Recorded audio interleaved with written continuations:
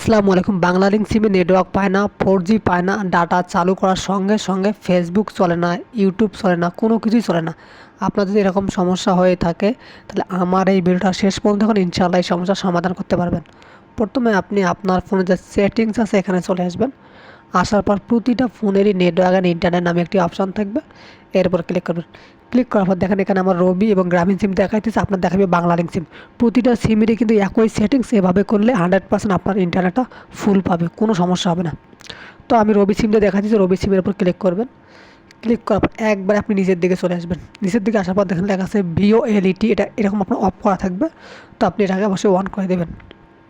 তারপর দেখেন লেখা আছে প্রিপেইড নেটওয়ার্ক টাইপ, এর উপর ক্লিক করবেন। ক্লিক করার পর আপনার এটা কিন্তু 3G 2G বা 2G দেওয়া আছে, আপনি এটাকে অবশ্যই 4G 5G 3G অটো করে রাখবেন। দেন নিচের দিকে দেখেন অ্যাক্সেস পয়েন্ট নেম, এর উপর ক্লিক করবেন। ক্লিক করার পর 3 ডটের উপর ক্লিক করবেন, রিসেট টু ডিফল্ট এর উপর ক্লিক করে জাস্ট আপনি আপনার নেটওয়ার্কটাকে রিসেট করে দেবেন, এপিএন সেটিংটাকে। দেখবেন যে আপনার ফোনে 4G চালু হয়ে গেছে। যদি তারপর না হয় তাহলে অবশ্যই আপনার ফোনটাকে এভাবে সুইপ করে জাস্ট একবার এয়ারপোর্ট মোড অফ এবং অন করে দেবেন। দেখবেন যে আপনার বাংলালিংক সিমে 4G ইন্টারনেট চালু হয়ে গেছে, নেটওয়ার্ক সমস্যার সমাধান হয়ে গেছে।